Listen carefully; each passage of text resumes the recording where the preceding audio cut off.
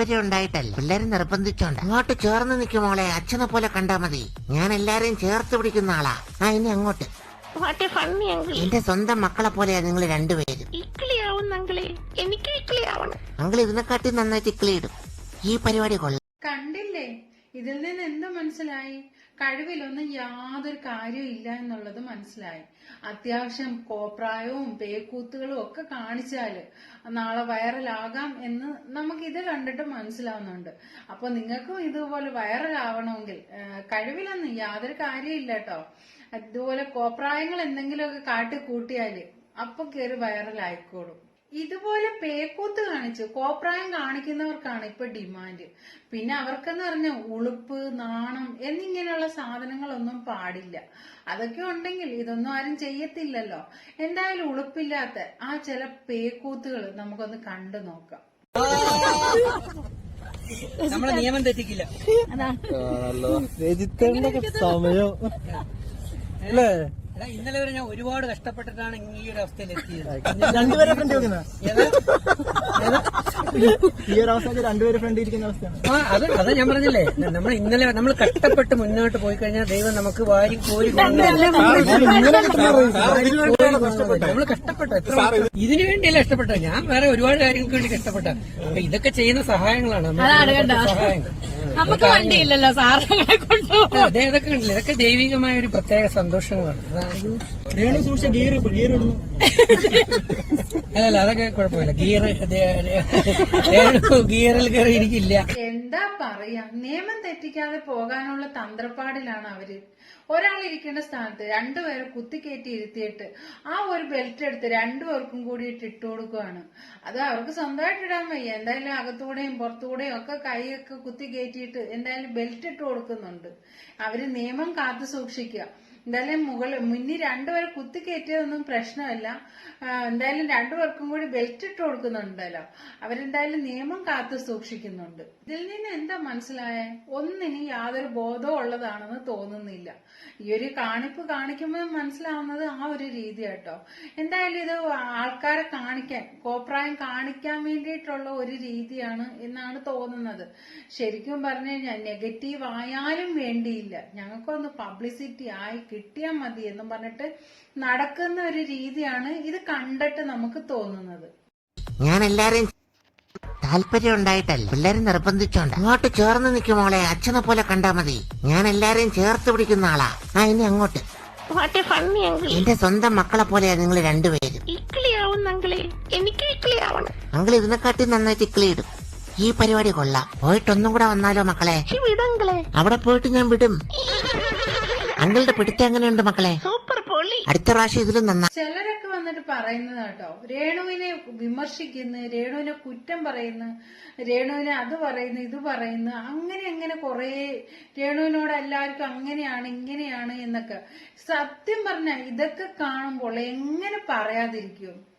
നിങ്ങൾക്ക് ഈ രേണുവിനെ അത്രയധികം അക്സെപ്റ്റ് ചെയ്യുന്ന ആൾക്കാർക്ക് പോലും ഇതൊക്കെ കാണുമ്പോൾ ദഹിക്കുമോ? ഒരിക്കലുമില്ല.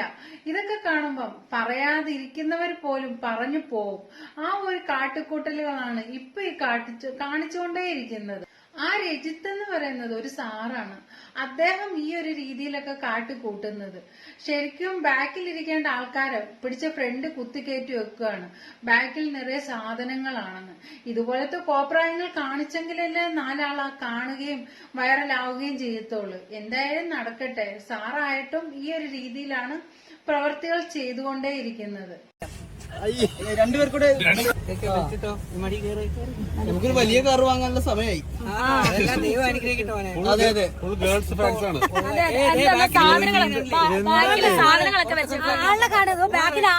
രജിത്തേണ്ട റേഞ്ച് നോക്കിയേ, ഫ്രണ്ടില് രണ്ട് പെമ്പിള്ളേരൊക്കെ വെച്ച് ഇന്ന് ആലോചിച്ച് നോക്കിയേ. രണ്ടുപേർക്കൂടെ നമ്മളെ നിയമം തെറ്റിക്കില്ല. അമർത്തി ഞെക്കി പിടിച്ചോണ്ടിരിക്കുകയാണ്. എന്തായാലും അദ്ദേഹം ഒരു സാറാണ്. അദ്ദേഹം എല്ലാവരെയും കാണുന്നവരെ എല്ലാം ഭയങ്കര ഉപദേശമായിരുന്നു. സ്വന്തം കാര്യം വന്നപ്പോ ആ ഉപദേശങ്ങളെല്ലാം കാറ്റി പറന്നു പോയെന്നാണ് തോന്നുന്നത്. ഇത് കണ്ടിട്ട് നമുക്ക് അങ്ങനെയാണ് തോന്നുന്നത്. എല്ലാവരെയും ഭയങ്കര ഉപദേശമാണ്, അങ്ങനെ ചെയ്യണം ഇങ്ങനെ ചെയ്യണം. രേണുവിനെ പോലും ഭയങ്കര ഉപദേശമൊക്കെ ഉപദേശിക്കുന്നത് കണ്ടായിരുന്നു. സ്വന്തം കാര്യം വന്നപ്പോ അതൊക്കെ അങ്ങ് കാറ്റ് പറന്നു പോയെന്നാണ് തോന്നുന്നത്. വൈറലാവാൻ വേണ്ടിയിട്ട് കാണിക്കുന്ന ഓരോരോ കോപ്രായങ്ങളെ ശരിക്കും രേണുസുധിയുടെ അഭിനയത്തിനോ വസ്ത്രധാരണത്തിനോ ഒന്നും നമ്മൾ ആരും ഒന്നും പറയാറില്ല. കാരണം എന്ന് വെച്ചാൽ വസ്ത്രധാരണം എന്നൊക്കെ പറയുന്നത് അവരവരുടെ ഇഷ്ടമാണ്. പിന്നെ അഭിനയം അതിപ്പോ തുടക്കമാണ്, അതിനി നന്നായിക്കോളും, അതും നമുക്കറിയാം. എല്ലാവരും എല്ലാം പഠിച്ചിട്ടൊന്നും അല്ലല്ലോ അഭിനയിക്കാൻ വരുന്നത്, അതും റെഡി ആയിക്കോളും. പക്ഷെ ഈ മാതിരി കോപ്രായങ്ങൾ കാണിക്കുമ്പോൾ ആരായാലും പറഞ്ഞു പോകും. എത്ര പറയണ്ട എത്ര ചെയ്യണ്ട എന്നൊക്കെ വിചാരിച്ചാലും നമ്മൾ അറിയാതെ നമുക്ക് പറഞ്ഞു പോവും. ഈ രീതിയിലൊക്കെ പേക്കൂത്തുകൾ കാണിക്കുമ്പോ എന്തായാലും അവർക്കും ഒരു മനസ്സുഖം. നമ്മളെ നിയമം തെറ്റിക്കില്ല. രജിത്തേണ്ട സമയം അല്ലേ? ഇന്നലെ വരെ ഞാൻ ഒരുപാട് കഷ്ടപ്പെട്ടിട്ടാണ് ഈ ഒരു അവസ്ഥയിൽ എത്തിയത്. രണ്ടുപേരെ ഫ്രണ്ട് വെക്കുന്ന ഈ ഒരു അവസ്ഥ രണ്ടുപേരെ ഫ്രണ്ട് ഇരിക്കുന്ന അവസ്ഥയാണ്.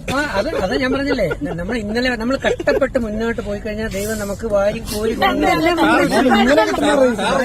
നമ്മൾ കഷ്ടപ്പെട്ട ഇതിനു വേണ്ടിയല്ല ഇഷ്ടപ്പെട്ട. ഞാൻ വേറെ ഒരുപാട് കാര്യങ്ങൾക്ക് വേണ്ടി കഷ്ടപ്പെട്ട. അപ്പൊ ഇതൊക്കെ ചെയ്യുന്ന സഹായങ്ങളാണ് സഹായങ്ങൾ. നമുക്ക് വണ്ടിയില്ലല്ലോ സാറങ്ങളെ കൊണ്ടുപോകും. അതെ, അതൊക്കെ ഉണ്ടല്ലോ. ഇതൊക്കെ ദൈവികമായ ഒരു പ്രത്യേക സന്തോഷങ്ങളാണ്. രേണു സൂക്ഷിച്ച ഗിയർ ഇടുന്നു. അല്ലല്ല, അതൊക്കെ കുഴപ്പമില്ല. ഗിയറിൽ കയറി ഇരിക്കില്ല. ഞാൻ എല്ലാരെയും താല്പര്യം ഉണ്ടായിട്ടല്ല, പിള്ളേരെ നിർബന്ധിച്ചോണ്ട്. അങ്ങോട്ട് ചേർന്ന് നിൽക്കും മോളെ, അച്ഛനെ പോലെ കണ്ടാ മതി. ഞാൻ എല്ലാരെയും ചേർത്ത് പിടിക്കുന്ന ആളാ. ഇനി അങ്ങോട്ട് എന്റെ സ്വന്തം മക്കളെ പോലെയാ നിങ്ങൾ രണ്ടുപേരും. അങ്കിൾ ഇതിനെക്കാട്ടി നന്നായിട്ട് ഇക്കിളിയിടും. ഈ പരിപാടി കൊള്ളാം. പോയിട്ടൊന്നും കൂടെ വന്നാലോ മക്കളെ? അവിടെ പോയിട്ട് ഞാൻ വിടും. അങ്കിളുടെ പിടുത്തം എങ്ങനെയുണ്ട് മക്കളെ? അടുത്ത പ്രാവശ്യം ഇതിലും നന്നാ. രണ്ടുപേർക്കൂടെ നമുക്കൊരു വലിയ കാർ വാങ്ങാനുള്ള സമയമായി. ദൈവം അനുഗ്രഹിക്കട്ടോ. അതെ അതെ, ഗേൾസ് ഫാൻസ് ആണ്.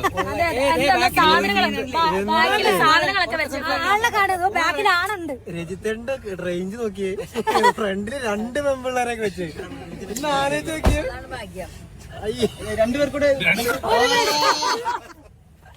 നമ്മളെ നിയമം തെറ്റിക്കില്ല. താല്പര്യം ഉണ്ടായിട്ടല്ല, പിള്ളേരെ നിർബന്ധിച്ചോണ്ട്. അങ്ങോട്ട് ചേർന്ന് നിൽക്കും മോളെ, അച്ഛനെ പോലെ കണ്ടാ മതി. ഞാൻ എല്ലാരെയും ചേർത്ത് പിടിക്കുന്ന ആളാ. ഇനി അങ്ങോട്ട് എന്റെ സ്വന്തം മക്കളെ പോലെയാ നിങ്ങൾ രണ്ടുപേരും. അങ്കിൾ ഇതിനെക്കാട്ടി നന്നായിട്ട് ഇക്കിളിയിടും. ഈ പരിപാടി കൊള്ളാം. ഇനി അങ്ങോട്ട് എന്റെ സ്വന്തം മക്കളെ പോലെയാ നിങ്ങൾ രണ്ടുപേരും. അങ്കിൾ ഇതിനെക്കാട്ടി നന്നായിട്ട് ഇക്കിളിയിടും. ഈ പരിപാടി കൊള്ളാം. പോയിട്ടൊന്നും കൂടെ വന്നാലോ മക്കളെ? അവിടെ പോയിട്ട് ഞാൻ വിടും. അങ്കിളുടെ പിടുത്തം എങ്ങനെയുണ്ട് മക്കളെ? അടുത്ത പ്രാവശ്യം ഇതിലും